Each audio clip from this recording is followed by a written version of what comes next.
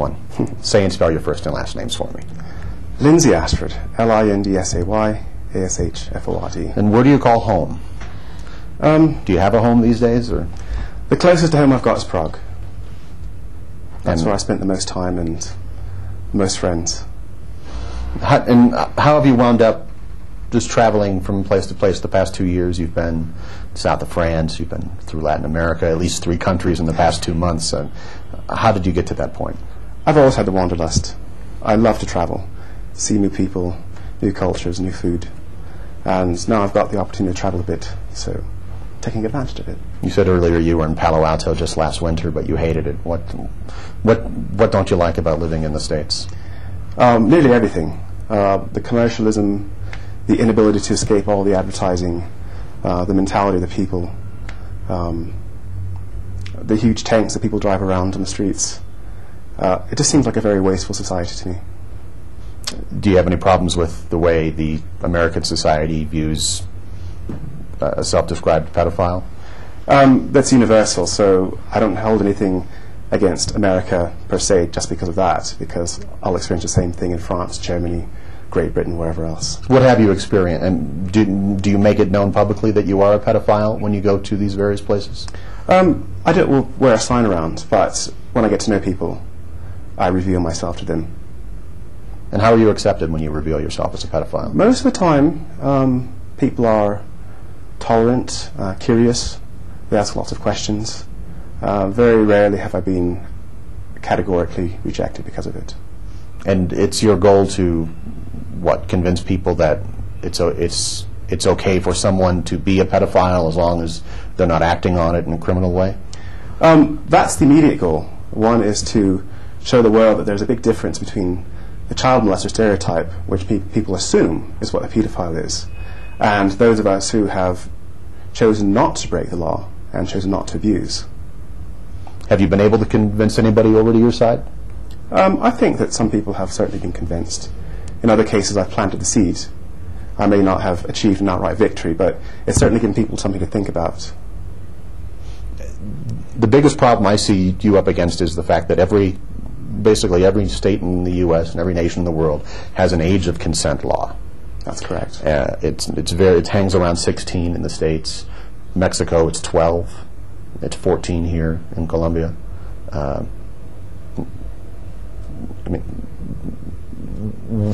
Do you see you as a self-styled leader of a movement to legitimize pedophilia, that you'll have any impact on being able to change age of consent laws? Well, I'd first start out by saying I'm not a leader of anything. I certainly have a visible presence, but I'm not leading anybody at all. You're very vocal. I am very vocal, yes. And in the community, you're probably one of the most well-known individuals. Yes. And because of that, you're out in front, and some people would see you as a leader. You read your entry on Wikipedia, and you see Lindsay Ashford is a leader of a movement, and that's where I get that from. And people in the movement consider you a leader, based off the descriptions I read about you from Wikipedia, at least. Right.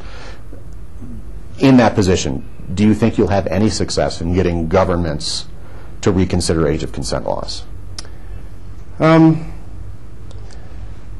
It's hard to say. I mean, there's 2 issues. There's one, the legal issue, that there is an age of consent at all.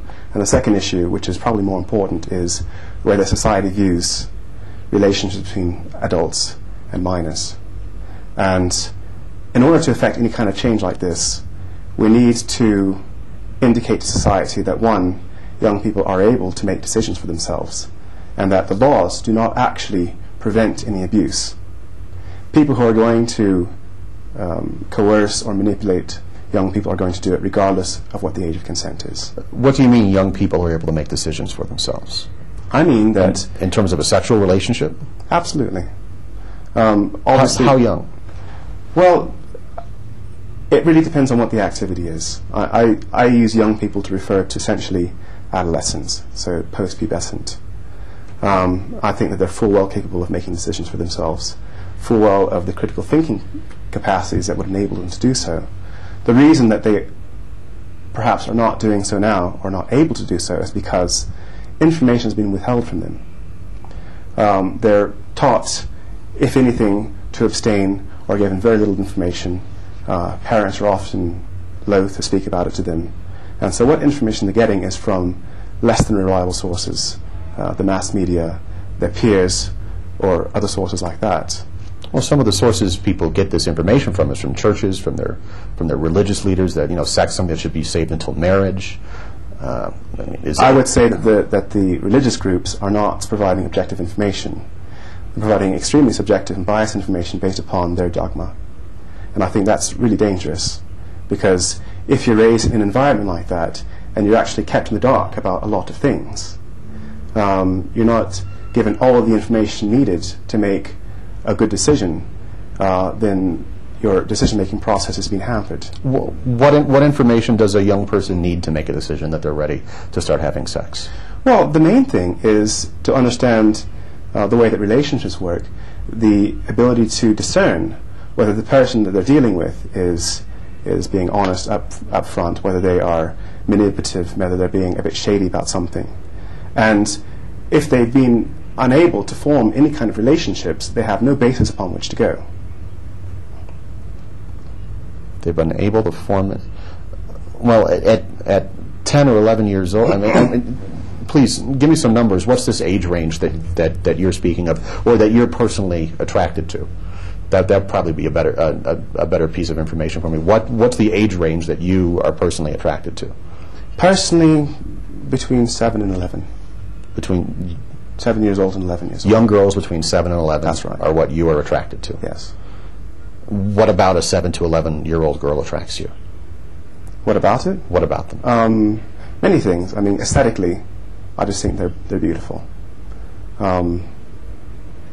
Everything about them. On an emotional level or on a philosophical level, I enjoy the way they see the world without all the conditioning that is received later in life. When they look at something, they see it as it is, not as they've been taught to see it, or as somebody has encouraged them to see it. So it's a fantastic thing to enjoy the wonder that they experience the world, and to relive things as they actually are, and not as one has been taught to see.